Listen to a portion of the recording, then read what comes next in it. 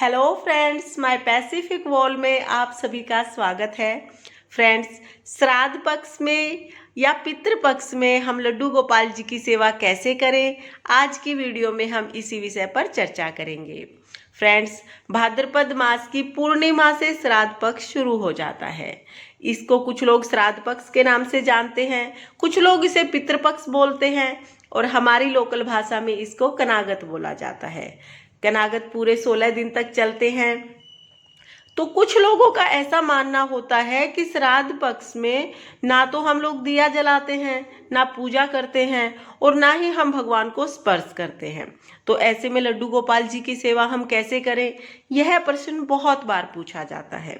तो फ्रेंड्स, सबसे पहले तो आप इस बात को अपने मन से बिल्कुल निकाल दीजिए कि श्राद्ध पक्ष में पूजा नहीं की जाती है, क्योंकि हमारे शास्त्रों में ऐसा कहीं पर भी नहीं बताया गया है कि हमें श्राद्ध पक्ष में पूजा नहीं करनी चाहिए। अपितु हमारे शास्त्रों के अनुसार हमें श्राद्ध पक्ष में पहले से ज़्यादा पूजा पाठ करनी चाहिए, क्योंकि श्राद्ध पक्ष हमारे पूर्वजों के प्रति श्रद्धा प्रकट करने का समय होता है। श्राद्ध पक्ष में हम लोग पिंडदान करते हैं, तर्पण करते हैं, ब्राह्मण भोज कराते हैं और अपने पितरों की शांति के लिए, उनकी स्वर्ग प्राप्ति के लिए और उनकी मुक्ति के लिए हम अनेक प्रकार के दान करते हैं।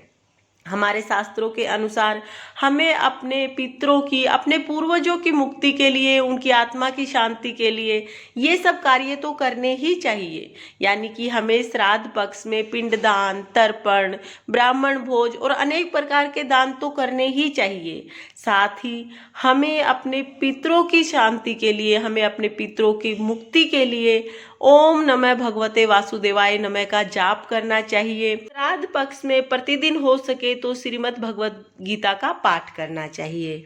और हमें जैसे हम पहले पूजा कर रहे थे, जैसे हम पहले व्रत कर रहे थे, उसी तरह से हमें श्राद्ध पक्ष में भी पूजा पाठ और व्रत आदि करने चाहिए। फ्रेंड्स, अब बात आती है कि श्राद्ध पक्ष में हम अपने लड्डू गोपाल जी की सेवा कैसे करें।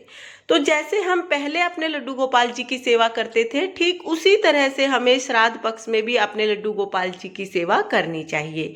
जैसे हम पहले लड्डू गोपाल जी को स्नान कराते थे, ठीक उसी तरह से हमें श्राद्ध पक्ष में भी अपने लड्डू गोपाल जी को स्नान कराना है। उतने ही प्रेम भाव से, उतनी ही भक्ति भाव से हमें लड्डू गोपाल जी का श्रृंगार करना है, उन्हें वस्त्र पहनाने हैं, उनको आभूषण पहनाने हैं। उतने ही प्रेम भाव से हमें लड्डू गोपाल जी की पूजा करनी है, आरती उतारनी है और उतने ही प्रेम भाव से हमें अपने लड्डू गोपाल जी को भोग समर्पित करना है। फ्रेंड्स, जैसे हम पहले लड्डू गोपाल जी की सेवा करते थे, ठीक उसी तरह से हमें श्राद्ध पक्ष में भी लड्डू गोपाल जी की सेवा करनी है। श्राद्ध पक्ष में कोई भी नया कार्य शुरू नहीं किया जाता है, कोई भी शुभ कार्य नहीं किया जाता है, कोई भी नया कार्य शुरू नहीं किया जाता है। जैसे विवाह आदि नहीं किए जाते हैं, गृह प्रवेश नहीं किया जाता है, घर में कोई नई चीज नहीं लेके आते हैं और कोई भी नया कार्य शुरू नहीं करते हैं।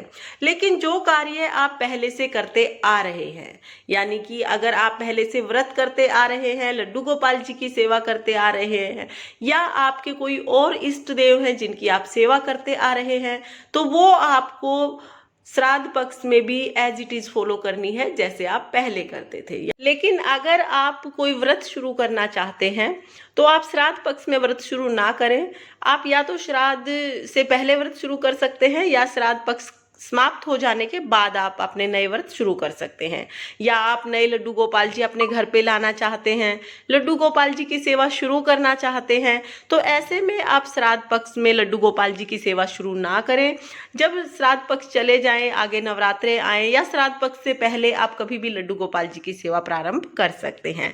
लेकिन अगर आपने पहले से ही लड्डू गोपाल जी की सेवा शुरू कर दी है, आप पहले से लड्डू गोपाल जी की सेवा करते आ रहे हैं, तो फिर आपको श्राद्ध पक्ष में सेवा बंद नहीं करनी है। आपको ठीक उसी तरह से लड्डू गोपाल जी की सेवा करनी है जैसे आप लड्डू गोपाल जी की सेवा पहले करते थे। तो फ्रेंड्स, अगर आपको वीडियो पसंद आया हो तो वीडियो को लाइक करना और मेरे चैनल माय पैसिफिक वॉल को सब्सक्राइब करना। देखने के लिए बहुत बहुत धन्यवाद। राधे राधे।